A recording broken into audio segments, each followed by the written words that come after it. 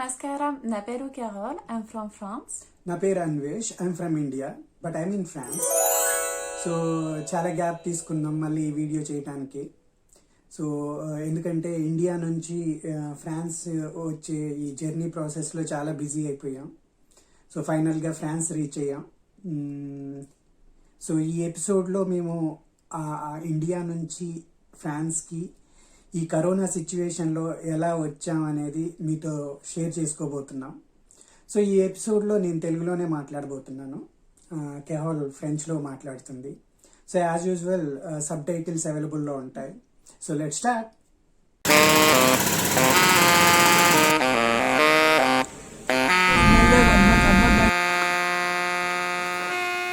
Initialement, je suis venue voir Anvesh pour 3 semaines en mars 2020 et je suis restée 5 mois et demi au total en Inde suite à cela.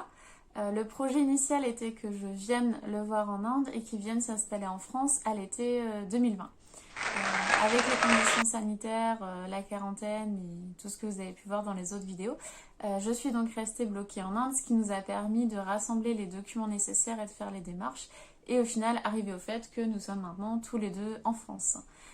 À ce moment-là, j'ai dû attendre 2 mois et demi, 3 mois, c'est-à-dire au moins jusqu'à juin 2020 que les administrations recommencent à fonctionner, car mars, avril, mai, il n'y avait rien du tout. Et nous avons donc envoyé un email au consulat de Bangalore pour expliquer notre situation, que nous étions ensemble en Inde, que je me suis retrouvée bloquée et que nous souhaitions demander un visa spécial afin que mon conjoint puisse voyager avec moi. Alors du coup, on a envoyé les mails, il y a eu certains documents à rassembler, on a tout fait bien comme il faut. Et il a fallu organiser le voyage jusqu'à Bangalore.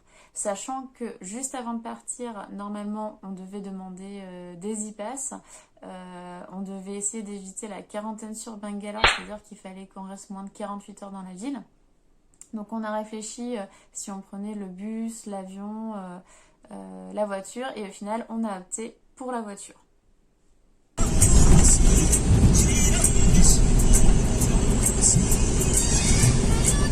ఫైనల్గా కార్లో వెళ్దామని డిసైడ్ అయ్యాం. సో భద్రాచలం నుంచి బెంగళూరు ఫ్రెంచ్ కౌన్సిలేట్కి వెళ్ళడానికి 15 hours journey. So first Bhadrachalam నుంచి హైదరాబాద్కి, హైదరాబాద్ నుంచి బెంగళూరుకి వెళ్ళటానికి ఫిక్స్ అయ్యాం. సో ఆ టైంలో డ్రైవర్లు ఎవరు మాతో పాటు రావడానికి రెడీగా లేరనమాట. వాళ్ళు భయపడుతున్నారు బెంగళూరు అంటే. ఆ టైంలో కరోనా సిచ్యువేషన్ అసలు బాగాలేదన్నమాట, కరోనా సిచ్యువేషన్ వల్ల. సో అట్లా 2-3 డ్రైవర్లు వస్తామని చెప్పి లాస్ట్ మూమెంట్లో హ్యాండ్ ఇచ్చారు. సో ఫైనల్గా మా మామయ్య హెల్ప్ తీసుకొని ఒక డ్రైవర్ శివ అని ఒక అతన్ని అరేంజ్ చేసుకున్నాం. సో అతను చాలా జాగ్రత్తగా తీసుకొచ్చాడు. సో ఈ విషయంలో మా మామయ్య వీణత్తకి, అలాగే బుజ్జిపిన్ని వెంకటేష్ బాబాయ్కి చాలా పెద్ద థ్యాంక్స్ చెప్పుకోవాలి. ఎందుకంటే మేము ఎక్కడికంటే అక్కడికి వెళ్ళటానికి వాళ్ళు కారు డ్రైవర్ను అరేంజ్ చేశారనమాట. సో ఫైనల్గా అట్లా హైదరాబాద్ రీచ్ అయ్యాం. అక్కడికి వచ్చేసేపు రెస్ట్ తీసుకొని బెంగళూరు స్టార్ట్ అయ్యాం. సో మధ్యలో ఆంధ్ర బోర్డర్లో ఒకసారి పాస్ కోసం ఆప్ చేశారు, అలాగే బెంగళూరు బోర్డర్లో ఆప్ చేశారు. సో బెంగళూరు బోర్డర్ దగ్గర అసలు పాస్ లేనిది ఎంటైర్ అవనివ్వమని చెప్పారు.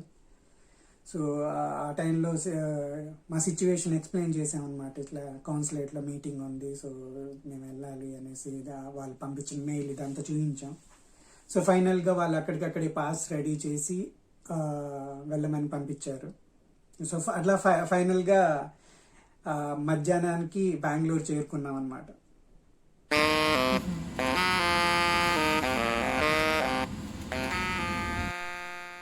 Donc nous sommes arrivés au consulat de Bangalore, complètement éreintés par le trajet de 15 heures. J'ai accompagné Anvesh du coup pour aller à l'entrée. J'étais très vexée car après 15 heures de route, je n'ai pas été admise à l'intérieur du consulat. Je m'en doutais un peu, c'est seulement l'applicant qui est autorisé à entrer à l'intérieur. Anvesh était très inquiet, comme je l'avais expliqué dans un autre épisode, il a déjà eu des visas refusés, donc c'est vrai que ça ajoutait quand même beaucoup de tension au processus. Il a bien passé 40 minutes à l'intérieur en rendez-vous du coup pour son visa pendant que j'attendais sagement à l'entrée qu'il arrive. On avait essayé de savoir par email combien de temps ça pouvait prendre du coup l'obtention de ce visa spécial. Ils étaient restés très vagues en disant qu'habituellement c'était de 2 semaines à 1 mois. Mais bon, en collectant quelques infos sur internet et tout, on avait vu que parfois ça pouvait être très rapide en 48 heures selon un petit peu les conditions. Donc en fait, on ne savait pas du tout. Il a également essayé de savoir de vive voix en demandant un petit peu quand est-ce que vous pensez que ce sera prêt. Ils ont donné la même réponse. Donc de toute façon, nous on était assez fatigués par le trajet, donc j'avais pris un appartement sur Bangalore où restait 2 jours. Donc on est allé se reposer et tout. Le lendemain, on était tranquillement, il devait être 11h30 midi. Et Andvish a reçu un appel du consulat en lui disant que son visa était prêt. Sachant qu'on avait eu rendez-vous la veille, du coup à 14h. Donc ça a mis moins de 24 heures pour qu'il ait son visa. Sachant que quand ils disent votre visa est prêt, on n'était pas encore sûr quoi. On a attendu vraiment de le voir au consulat, vraiment le visa réalisé pour y croire. Et donc après, on a refait le trajet en sens inverse pour revenir à Bhadrachalam et préparer tout ce qu'il fallait pour notre voyage.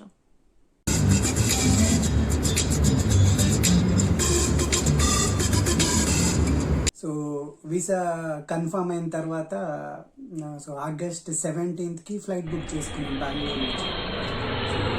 Bhadrachalam నుంచి విజయవాడ వెళ్ళి విజయవాడ నుంచి బెంగళూరు నుంచి Paris. So Vijayawada నుంచి local flight తీసుకున్నాం అక్కడ నుంచి బెంగళూరు రీచ్ అవటానికి. సో ఆ టైంలో ఒక 15 days ఫుల్ రెయిన్స్ అనమాట. ప్రతిరోజు 24 గంటలు ఫుల్ వర్షం.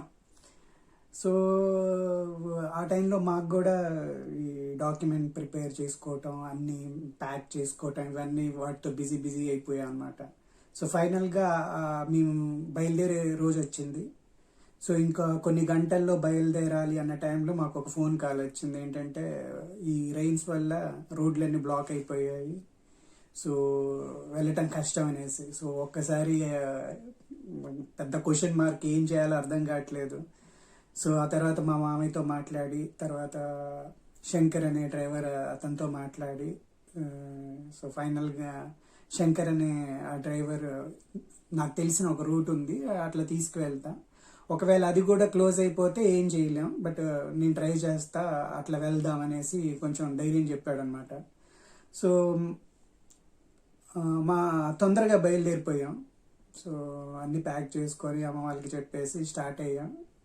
సో మధ్యలో కొన్ని బ్రిడ్జెస్ మీద వాటర్ ఉన్నాయి. సో మేము చెక్ చేసుకొని మెల్లగా వెళ్ళి సో విజయవాడ చేరుకున్నాం. విజయవాడ చేరుకున్న తర్వాత వాళ్ళన్నీ టెస్ట్ చేసి శానిటైజర్ చేసి, సో కెరల్కి ఒక పెద్ద సూట్ ఇచ్చారు. సో సడన్గా కెరల్ని చూసే డ్రెస్లో స్పేస్కి ఏమన్నా వెళ్తుందేమో అనుకున్నాను నేను.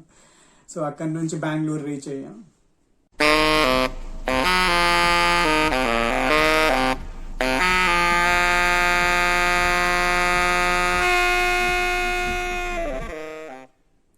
Donc à la base, j'avais réservé un hôtel à Bangalore pour attendre le vol international parce qu'il y avait 12 heures d'attente.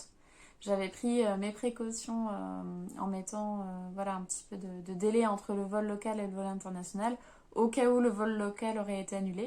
Bon, la pluie, j'avais pas prévu, par contre, la pluie, ça, j'avais vraiment pas prévu, mais l'hôtel, j'avais prévu. Donc, du coup, on est arrivé à Bangalore et ce qu'on voulait, c'était aller à l'hôtel qui était à 5 km de l'aéroport, quoi, pour se reposer, pouvoir manger. Parce que si les aéroports étaient vides à ce moment-là, il y a rien pour manger, il n'y a pas de magasin ouvert, enfin, personne ne travaille vu qu'il n'y a que quelques avions qui transportent des passagers. Donc en fait on voulait juste sortir de l'aéroport. Et là on est arrivé à, moi je l'appelle la salle des tampons, je vois pas comment l'appeler autrement, un immense hall avec en fait des bureaux individuels entourés de plexiglas et du coup des personnes qui demandent ce qu'on vient faire à Bangalore, où est-ce qu'on va. Et il y a 2 choix, il y a 2 tampons, soit c'est un tampon good to go, c'est-à-dire vous pouvez y aller, soit c'est un tampon de quarantaine directe avec la date de la quarantaine sur la main juste ici. Et moi je connaissais ce tampon parce que quand je suis arrivée en Inde quelques jours après le début du confinement. J'en ai eu un où ils se sont même plantés de moi et du coup ils m'ont mis un mois de plus au début, ils ont essayé de rectifier, enfin puis c'est une horreur parce que c'est de l'encre qui est fait pour bien rester sur la peau. Donc j'ai pas aimé du tout. On est arrivé, on a expliqué qu'on prenait un vol international. Ils nous ont demandé est-ce que vous restez bien dans l'aéroport. J'ai dit bah non, il y a 12 heures, on veut juste aller se reposer à côté. Ah bah il faut demander du coup un pass spécial et tout, enfin bref. On a passé 1 heure de plus à faire le pass spécial pour avoir l'autorisation d'aller se reposer. Et finalement, du coup avec ce pass là, on a eu 2 tampons sur la main qui sont bien restés 1 semaine. Avec good to go, donc autorisation d'y aller. On a été se reposer tranquillement, on est revenu pour prendre le vol international. Alors, ce qui était très drôle, c'est que contrairement au vol local où on avait les combis, le masque, plus la visière, pour le vol international, bah, on avait un masque et voilà quoi. Donc on a embarqué selon un ordre très précis, pas tous en même temps, etc. Il y avait des tas de procédures un petit peu. On s'est assis dans l'avion et on avait beaucoup de mal à réaliser, mais du coup on était parti pour la France.